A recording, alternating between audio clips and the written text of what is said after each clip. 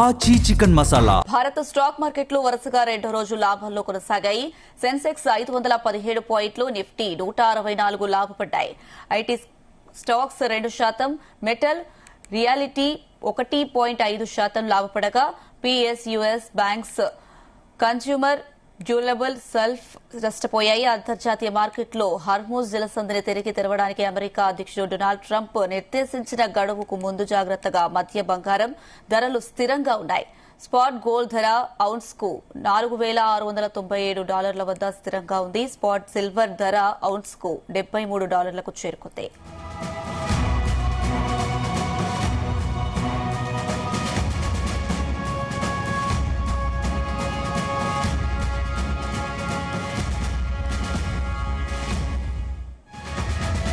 ఇక ఇదే అంశానికి సంబంధించి మనతో పాటు డిస్కస్ చేయడానికి సీనియర్ స్టాక్ మార్కెట్ అనలిస్ట్ జీవి సత్యనారాయణ గారు ఉన్నారు. నమస్తే అండి. నమస్తే అనుష. మనం చూసుకున్నట్టయితే భారత స్టాక్ మార్కెట్లు వరుసగా రెండో రోజు కూడా లాభంలో కొనసాగుతున్నాయి. సెన్సెక్స్ వచ్చేసి 517 పాయింట్లు, అలాగే నిఫ్టీ 164 లాభపడ్డాయి. ఏంటండి దీనికి కారణాలు? ఓకే, రెండో రోజు కాదు, నాలుగో రోజు ఇవాళ కంటిన్యూగా. అంటే అంతకుముందు 2 రోజులు, మధ్యలో 3 రోజులు సెలవులు వచ్చినాయి. నిన్న కూడా పాజిటివ్, ఇవాళ కూడా పాజిటివ్ లోనే క్లోజ్ అవడం జరిగింది. అయితే ఇవాళ ఉదయం 800 పాయింట్లు మైనస్ లో, మొత్తం 30 సెన్సెక్స్ మైనస్ లో క్లోజ్ ఓపెన్ అయ్యి మళ్ళీ తర్వాత మొత్తం రికవరీ అయ్యి ఇప్పుడు 20 కంపెనీల వరకు 30లో, సెన్సెక్స్ 30లో 20 పాజిటివ్ లో ఉన్నాయి. 509.73 పాయింట్లు బిఎస్సి సెన్సెక్స్ ప్లస్ లో క్లోజ్ అవడం జరిగింది. ఓవరాల్ గా 1300 పాయింట్లు లో నుంచి పెరగడం జరిగింది. అయితే మనం చూడవలసింది ఏమిటి అంటే, ఎప్పుడైతే ఈ మధ్యలో అంటే ఉదయం పూట క్రూడ్ ఆయిల్ కొంచెం పెరగడం జరిగింది, దాంతో మన మార్కెట్లు కూడా ఫాలో అవడం జరిగింది, వరల్డ్ మార్కెట్లు కూడా ఫాలో అవడం జరిగింది. ట్రంప్ రేపు ఉదయానికి అల్టిమేటం ఇవ్వడం జరిగింది. ఇరాన్ వాళ్ళు కనుక చర్చలకు రాకపోతే మేము అంటే పర్వసానం, యుద్ధ వాతావరణం అన్నట్టుగా చెప్పడంతో అన్ని పడటం జరిగింది, మంది కూడా పడటం జరిగింది. తర్వాత మళ్ళీ ఇరాన్ వాళ్ళు ఖండించటం, ఇదంతా మామూలుగా రైట్. ఇప్పుడు ఇవాళ మార్కెట్ ఏంటిది అంటే, ఇది రిలీఫ్ ర్యాలీనా రియల్ ర్యాలీనా? రిలీఫ్ ర్యాలీ అనే దానికి 2 కారణాలు. ఒక కారణం ఏమిటి అంటే, ఇవాళ మంగళవారం, ఇవాళ ఏదైతే వీక్లీ నిఫ్టీ ఎక్స్పైరీ డే, అందుకని 4 రోజుల నుంచి ఏదైతే ఉదయం పూట పడుతుంది, మళ్ళీ తర్వాత బౌన్స్ బ్యాక్ అవుతుంది. అంటే షార్ట్ కవరింగ్ అనొచ్చు, వాల్యూ స్టాక్స్ బయింగ్ అనొచ్చు, లేకపోతే ఎక్స్పైరీ డే క్లోజింగ్ అనొచ్చు. ఇవన్నీ రీజన్స్ తోటి మళ్ళీ పెంచడం జరిగింది. మళ్ళీ వీటన్నిటితోటి వరల్డ్ మార్కెట్లు పాజిటివ్ లో ట్రేడ్ అవటం, యూరోప్ మార్కెట్లు 12:30 తర్వాత యూరోప్ మార్కెట్లు ఓపెన్ అవటం, అవి పాజిటివ్ లో ఓపెన్ అవటం, దాంతో మన మార్కెట్లు కూడా పాజిటివ్ లోకి రావటం. అయితే ఈ ఇరాను అమెరికా చర్చలు జరుగుతాయా జరగవా రేపు ఉదయానికి మనకు తెలుస్తుంది. దాన్ని బట్టి మళ్ళీ రేపు ఉదయం మార్కెట్లు ఉంటాయి. అయితే ఓవరాల్ ఏంటిది అంటే, ఇవాళ అన్ని సెక్టార్లు అంటే నిఫ్టీ 50 అనుకోండి, నిఫ్టీ 50 155.41 పెరిగింది.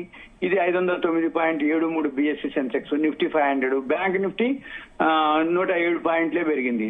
ఇంకొకటి కూడా ఉంది, నిఫ్టీ ఐటీ బాగా ఇవాళ మార్కెట్ ర్యాలీ కావడానికి మెయిన్ రీజన్ నిఫ్టీ ఐటీ 766.80 పాయింట్లు పెరగడం జరిగింది.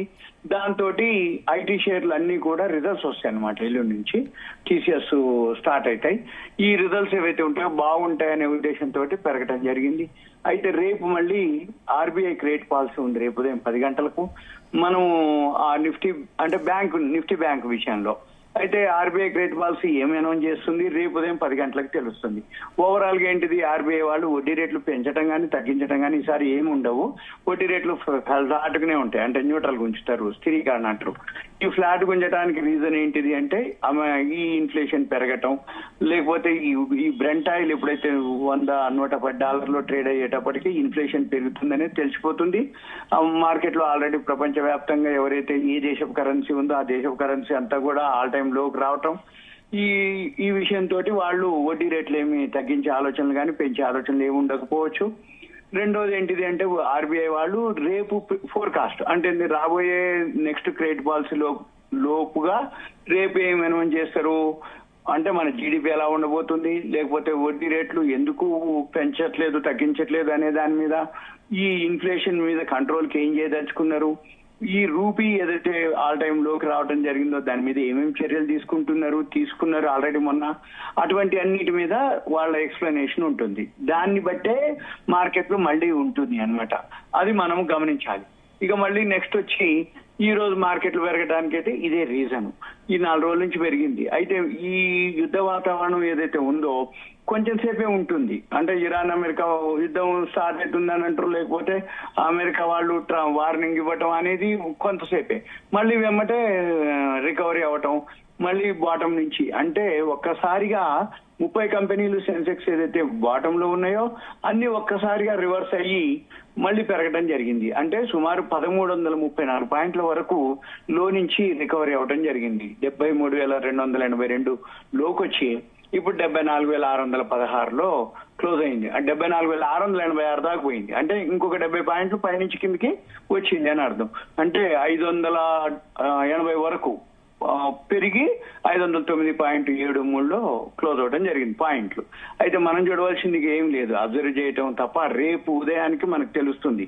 రేపు ఉదయం అమెరికా ఇరాను ఏదైతే యుద్ధ వాతావరణం పోస్ట్ పోన్ అయిందా, సీజ్ ఫైరా, మళ్ళీ చర్చలా, లేకపోతే కొన్నాళ్ల పాటు ఇద్దరు విరమించటం, అంటే యుద్ధం చేయకుండటం. మెయిన్ ఇవన్నిటికంటే కూడా ఈ హర్ముజ్ జల్సంధిని ఓపెన్ చేయాలనేది వాళ్ళది, వీళ్ళు ఓపెన్ చేయమనేది. మళ్ళీ వీటన్నిటితోటి ఇంకొక రీజన్ ఏంటిది, ఎప్పుడైతే ఈ ఖమేని వాళ్ళ లీడర్ ఉన్నాడో ఆయన కోమాలోకి పోయిండు అనేది వార్త. అయితే దాంతో కూడా మనము అది తెలియదు అన్నట్టు, కోమాలో ఉండు ఇరాన్ సుప్రీం లీడరు ఖమేని అనేది వార్త. ఈ దీంతో మరి ఏం జరుగుద్ది, ఆయన ఏమి అంటే డెసిషన్ తీసుకునే స్టేజ్లో లేడు అని అంతర్జాతీయ మీడియా కథనాలు వెల్లడించడం జరిగింది. దీంతో ఇరాన్ నాయకత్వం పైన ఈ వార్తలు కొంచెం అనిపిస్తుంది అన్నమాట. అయితే ఈ ఖమేని అపస్మారక స్థితిలో ఉన్నాడు. అయితే ఆయన తీవ్ర అనారోగ్యంతో బాధపడుతున్న టైంలో నిర్ణయాలు తీసుకోలేని స్థితిలో ఉన్నాడని చెప్పేసి అనటం జరిగింది. అయితే ఈ అమెరికా ఇజ్రాయెల్ దాడుల్లో ఏదైతే గాయపడటం జరిగిందో ఇప్పుడు ఫిబ్రవరి 28 యుద్ధం మొదలైంది. మార్చి 1కి అసలు ఖమేనీని చంపేయటం జరిగింది.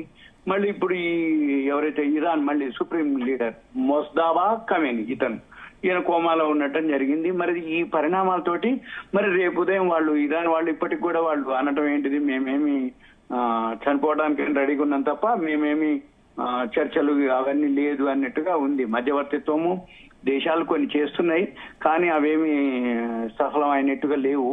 ఏదున్నా ఇక రేపు ఉదయం మనకి 5:30కి తెలుస్తుంది. రేపు ఉదయం 5:30కి తెలిసిన తర్వాత అంటే అది రాత్రికి నుంచే ఉంటుంది కాబట్టి మన మార్కెట్లో రేపు ఉదయం ఎలా ఎఫెక్ట్ అవుతాయి, వరల్డ్ మార్కెట్లో ఎలా ఎఫెక్ట్ అవుతాయి, ఈ బ్రెంట్ ఆయిల్ ఈ హర్ముజ్ జల్సంధిని ఓపెన్ చేయటమా లేదా అనేది దాన్ని బట్టి. ఇప్పుడు మళ్ళీ బ్రెంట్ ఆయిల్ ఏమైంది, ఇంతకు ముందు బాగా మెయిన్ ఇది ఒక రీజన్ కూడా, ఉదయం బ్రెంట్ ఆయిల్ పెరిగినప్పుడు మన మార్కెట్లు ఫాల్ అయినాయి. మళ్ళీ బ్రెంట్ ఆయిల్ ఎప్పుడైతే పడటం మొదలు పెట్టిందో మన మార్కెట్ లో రికవరీ అవటం జరిగింది. మళ్ళీ ఇప్పుడు ఏమైంది, మన మార్కెట్ క్లోజ్ అయ్యే టైంకి మళ్ళీ $110 పొద్దునంత అయితే ఉందో అక్కడే ఉంది మళ్ళీ. అంటే ఏంది, గోల్డ్ సిల్వర్ ఏదైతే ఉందో అవన్నీ ఫ్లాట్ గానే ఉన్నాయి. ఉదయం అంతే ఉంది, ఇప్పుడు కూడా అంతే ఉన్నాయి. అవి పెద్దగా ఏం మార్పు లేదు. ఈ బ్రెంట్ ఆయిల్ తగ్గినప్పుడు కొంచెం గోల్డ్ సిల్వర్ పాజిటివ్ లోకి వెళ్తుంది. మళ్ళీ బ్రెంట్ ఆయిల్ ఎప్పుడైతే పెరుగుతుందో మళ్ళీ గోల్డ్ సిల్వర్ ఫాల్ అవటం. ఇప్పుడు మళ్ళీ సుమారు ఇప్పుడు 1200 పైన సిల్వర్ మైనస్ లో ఉంది. ఇంకా గోల్డ్ వచ్చి 280 అట్లా ప్లస్ లో మామూలుగా, అంటే ఫ్లాట్ అంటాం. అది పెద్ద అంత $200 $300 అది పెరిగినా తగ్గినా మనం దాన్ని పెద్ద అనేది ఉండదు. ఎందుకంటే $150,000 ఉన్నటువంటి గోల్డ్ 200 300 అనేది పెద్ద క్వశ్చన్ కాదు. మళ్ళీ సిల్వర్ కూడా 2,35,000 దాకా ఉంది. అది 1200 పెరగడం అనేది దానికి పెద్ద క్వశ్చన్ కాదు. అందుకని మనం గమనించవలసింది ఏం లేదు. ఈ కమోడిటీస్ మాత్రం ఈ బ్రెంట్ ఆయిల్ అంటే కమోడిటీస్ అని కాదు, షేర్ మార్కెట్ అనుకోండి, వరల్డ్ మార్కెట్ లో అనుకోండి, ఏదున్నా బ్రెంట్ ఆయిల్ బేస్ చేసుకునే నడుస్తుంది. బ్రెంట్ ఆయిల్ కనుక పెరగడం మొదలు పెట్టిందా గోల్డ్ సిల్వర్ షేర్ మార్కెట్ పడుతుంది. బ్రెంట్ ఆయిల్ తగ్గడం మొదలు పెట్టిందా ఆటోమేటిక్ గా మళ్ళీ గోల్డ్ సిల్వర్ షేర్ మార్కెట్ అవన్నీ కూడా పాజిటివ్ లోనే ఉంటుంది. అయితే ఈ యుద్ధము సఫలమా విఫలమా, ఆ చర్చలు సీజ్ ఫైర్ ఇంకా పొడిగిస్తారా అనేది మనకి ఎప్పటికప్పుడు ఇప్పటికీ మనకి మొదలయ్యి ఫిబ్రవరి 28 మార్చి 31, 32, ఇవాళ 7వ తారీఖు, 39వ రోజుకి వచ్చినాం మనం. ఇప్పటికీ 39వ రోజు నుంచి రోజు 5 రోజులు చర్చలు, సీజ్ ఫైర్ అంటారు, 10 రోజులు సీజ్ ఫైర్ అంటారు, మధ్యలో యుద్ధం జరగడానికి ఇంకేం లేదు, చర్చలకు వస్తున్నాను కానీ మార్కెట్ పెరగటం, మళ్ళీ చర్చలు ఏం లేదు, ఇరాన్ ఖండించింది అనగానే మళ్ళీ మార్కెట్లు ఫాల్ అవటం. ఇదంతా ఏంటిది, ఇక కొన్నాళ్ళకి ఇప్పటికే మార్కెట్లు పట్టించుకోవటం లేదు. అంటే పట్టించుకోవటం అంటే మార్కెట్ పని మార్కెట్ చేస్తూ ఉంటది, ఇక దాని పని. కానీ మెయిన్ మనం చూడవలసింది ఏంటంటే బ్రెంట్ ఆయిల్ ఈ హర్ముజ్ జల్సంది కనుక ఓపెన్ అయితే ఆటోమేటిక్ గా బ్రెంట్ ఆయిల్ తగ్గిపోతుంది. బ్రెంట్ ఆయిల్ తగ్గిపోతే ఆటోమేటిక్ గా మిగిలిన అన్ని కూడా ఉంటాయి, అదొకటి. రెండోది ఓపెక్ దేశాలు ఉన్నాయి, గల్ఫ్ కంట్రీస్ ఉన్నాయి, అవి ఆయిల్ ప్రొడ్యూస్ ని పెంచే ఆలోచనలో ఉన్నారు. వాళ్ళు కనుక కొంచెం పెంచి ఆయిల్ ప్రొడ్యూస్ ఇవాళ మంగళవారం, మళ్ళీ రేపు నైట్ బుధవారం నైట్ 8 గంటలకి ఈ ఓపెక్ దేశాలు రిపోర్ట్ అనౌన్స్ చేస్తాయి. ఏమని? ఇన్వెంటరీస్ అంటారు వాటిని. ఈ క్రూడ్ ఆయిల్ నిల్వలు ఏవైతే ఉన్నాయో ఈ ఓపెక్ దేశాల దగ్గర పోయిన బుధవారానికి ఈ బుధవారానికి రేపు రాత్రికి వస్తుందన్నమాట. నిల్వలు ఎంత ఉన్నాయి, పోయిన ఇన్వెంటరీస్ అంటే పోయిన బుధవారం నిల్వలకి ఈ నిల్వలకి నిల్వలు ఎక్కువన్నాయా తక్కువన్నాయా న్యూట్రల్గా ఉన్నాయా అనేది రేపు నైట్ వస్తుంది. నిల్వలు తగ్గినాయి అనుకోండి డిమాండ్ ఉన్నట్టు, నిల్వలు అంటే సరిపోను అంటే ప్రొడక్షన్ కి సరిపోను, నిల్వలు కూడా ఉన్నాయి అనుకోండి, ఇంకా ప్రొడక్షన్ కనుక పెంచారు అనుకోండి మార్కెట్ లోకి ఏమైతుంది, సప్లై పెరుగుతుంది. మార్కెట్ లోకి ఎప్పుడైతే సప్లై పెరుగుతుందో, ప్రొడక్షన్ పెరిగి సప్లై పెరుగుతుందో ఆటోమేటిక్ గా ధర బ్రెంట్ ఆయిల్ ధర దక్కే అవకాశాలు ఉంటాయి.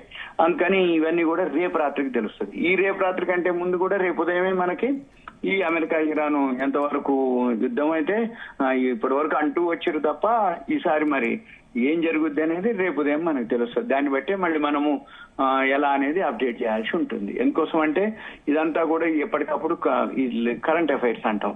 అంటే ఇది లైవ్ లో ఏమేం జరుగుతుంది వరల్డ్ మార్కెట్ లో. ఇప్పుడు మనకి డే టైమ్, అమెరికాలో నైట్ టైం. అంటే ఈ రోజు రాత్రికి అక్కడ ఏదైతే డెసిషన్ ఉందో దాన్ని బట్టి వరల్డ్ మార్కెట్ లో, అమెరికా మార్కెట్లు అనుకోండి, Chicago mercantile exchange, commodities market అనుకోండి, ఇవన్నీ మళ్ళీ పొద్దున్నే మన ఏషియన్ మార్కెట్లు. ఇప్పుడు యూరోపియన్ మార్కెట్లు అయితే పాజిటివ్ లోనే రన్ అవుతున్నాయి కాబట్టి, అంటే మన మార్కెట్లు కూడా పాజిటివ్ లోనే క్లోజ్ అయినాయి. అందుకనే కాబట్టి మళ్ళీ ఎలా జరుగుతుంది అనేది మనం రేపు ఉదయానికి తెలుస్తుంది. మళ్ళీ దాన్ని బట్టి మనం అప్డేట్ చేయాల్సి ఉంటుంది. ఏదున్నా అప్రమత్తంగా ఉండాలి, వెయిట్ చేయాలి, హోల్డ్ చేయాలి. ఎవరైతే కొనుక్కోదలుచుకుంటారో కొద్ది మొత్తంలో కొనుక్కోవచ్చు. గోల్డ్ సిల్వర్ అయితే ఇప్పట్లో పెరిగే అవకాశాలు కనబడట్లేదు. ఒకవేళ మార్కెట్లు స్ట్రాంగ్ అయినా కానీ పెరిగినా కానీ ఆల్రెడీ ప్రపంచ దేశాలన్నీ కూడా ఎకానమీలు స్లో డౌన్ అయిపోతున్నాయి, ఆర్థిక వ్యవస్థలు చిన్నాభిన్నం అయిపోతున్నాయి. ప్రతి దేశ కరెన్సీ ఆల్ టైం లోకి రావటం, ఇన్ఫ్లేషన్ పెరగటం, ఇవన్నీ జరిగిపోతూ ఉంటాయి అన్నమాట. అంటే చాలా టైం తీసుకుంటుంది. ఓవరాల్ గా పెరిగే అవకాశాలు చాలా తక్కువ కనబడుతున్నాయి. కానీ లాంగ్ టర్మ్ ఇన్వెస్టర్లకి మంచి ఆపర్చునిటీ అని చెప్పొచ్చు. ఓకే అండి, థ్యాంక్ యూ అండి సత్యనారాయణ గారు.